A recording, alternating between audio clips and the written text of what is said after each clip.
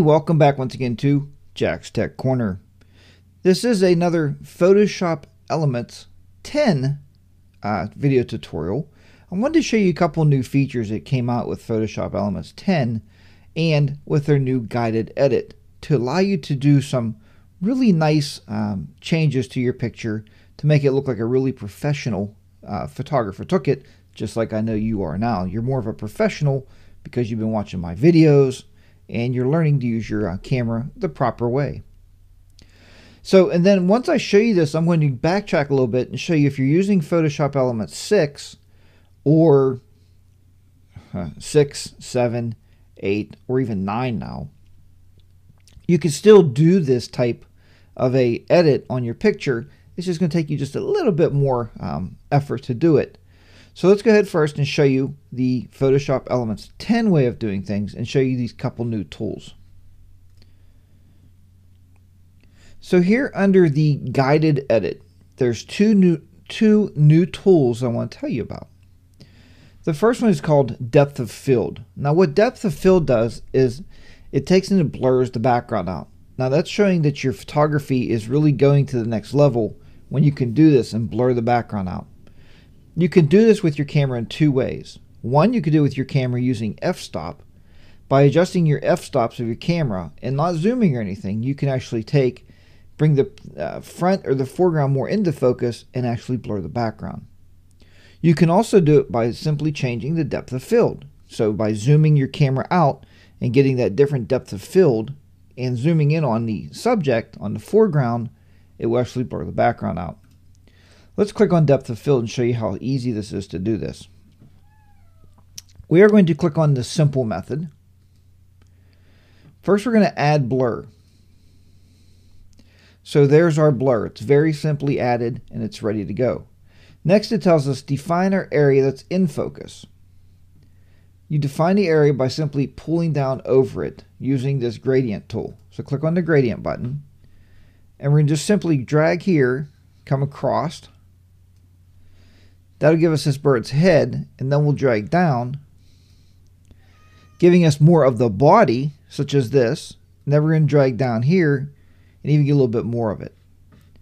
Now we can go ahead and add just a little bit more blur just by simply dragging this down here, the slider bar, and we'll actually add some blur to this actual picture itself. And there you have it. So now again, the background gets blurred out, where the foreground is actually more into focus. We're going to reset this. And we'll go back into depth of field. Now we can go to the custom tool. So we can add depth of field manually just by making a selection. So we're first going to add to our selection. We're going to add the bird or the penguin, right? It's not, is it actually a bird? Penguin is more of a mammal. I don't know. I'm not a scientist. So, okay. So we're going to add more of the penguin, such as this.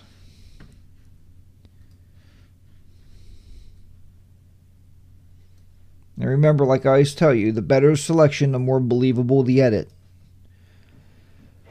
Once we have that selected what we want to stay in focused, now we're going to simply click on Add Blur. And that's, as you see, it's going to blur the background out. We can add more blur. You can pull this over even more, make it even more blurred in the background. And again, you did this in the editor without worrying about doing it in the camera. Let's reset that. Now we're going to look at another effect. Let me cancel this. Once I show you this other effect, then I'm going to show you how to do that same effect, the blurring like that, or the depth of field. I'll show you how to do that if you have versions, really even 5, 6, 7, 8, and 9. You can still do it. It's just a little bit harder, but we're still going to do the same effect. Now let's go ahead and look at the Orton effect. It'll tell you this Orton effect was something that was done by Michael Orton, and it's okay. I'm not blown away by it, but maybe you will be. So we clicked on Add the Orton effect, and it actually added the effect to the picture. Let's revert. We're going to reset it. Let's do it again. Add the Orton effect, and there's the Orton effect. You can increase the blur You can see it's getting more blurry, right? Increased noise, because he's introducing noise apparently over the blur is what the Orton effect actually is. So there you go. You increase the noise on top of it. Then you can increase the brightness, or you can decrease the brightness of the picture itself. And there you go. There's the Orton effect. Kind of, to me, this resembles a picture. We used to talk a lot with ISO sensitivity of our cameras. And when the ISO settings started getting up really, really high on the camera, and it was a little dark, you would start getting that noise introduced in your picture. And that's kind of what this resembles. So let's go ahead and click cancel on that. Now let's go back to our full edit. Now this is the part, if you have Photoshop Elements 5, 6, 7, 8, 9, you can do this. And I'm not sure if there's any lower versions. I really started teaching most of this with version 5. So we are going to take this, we want to duplicate that layer using our Command or Control J. Now we want to make a selection. We're going to select the penguin. So let's grab our quick selection tool. That's my favorite. Click the plus. Let's go ahead and do a selection of the penguin. And we're just going to select him down here. Just like so. Get his wing, or whatever you'd want to refer to that. I guess it's a wing. Lack of better terminology. Now once you have that selected, the penguin is selected. Now what we're going to do is simply go to select, and we're going to inverse. Once it's inverted, let's just go to filter, blur, and we'll try a Gaussian blur. And that's really high. I was obviously using that tool for something else. And there we go. Then just go back to select and deselect, and there it is. We created that effect with a couple easy steps.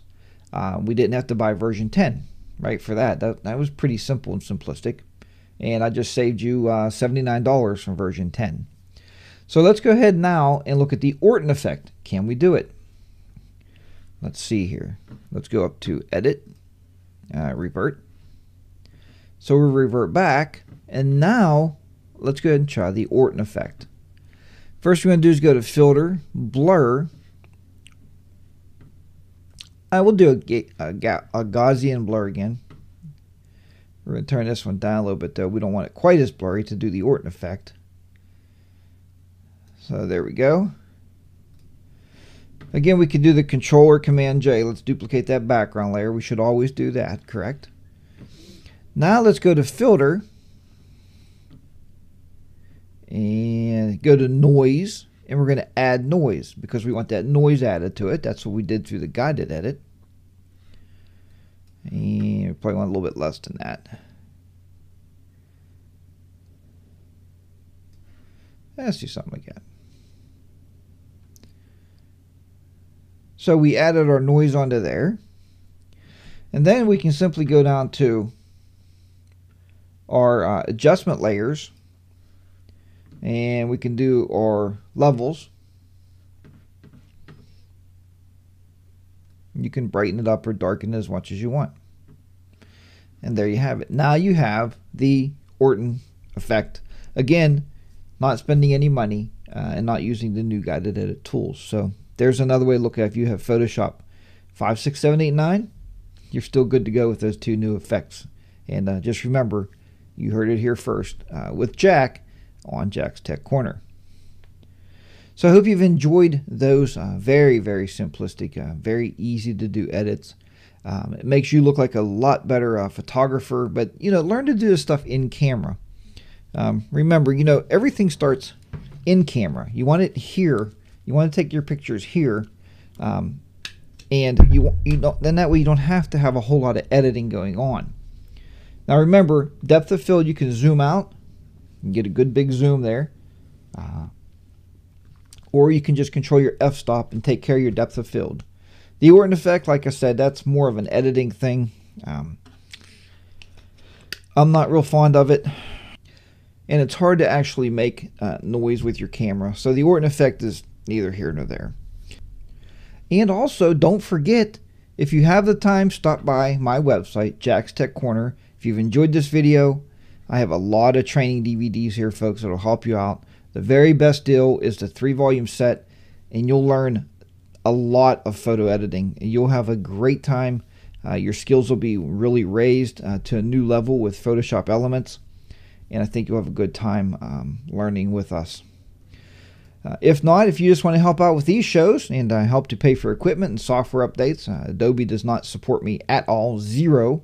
They don't give me any free software. I have to buy it just like you do. You can also donate to the show right here with the donation button. All donations are very much welcomed. Once again, if nothing else, at least subscribe to this channel, to my Jack's Tech Corner YouTube channel. It's actually 42 Techno Man. Subscribe to the channel. I'd love to have you here. And as I post new videos, you'll be notified. So until next time, as always, keep those shutters clicking. Keep the editors editing. I'll see you back here next time on Jack's Tech Corner. Bye for now.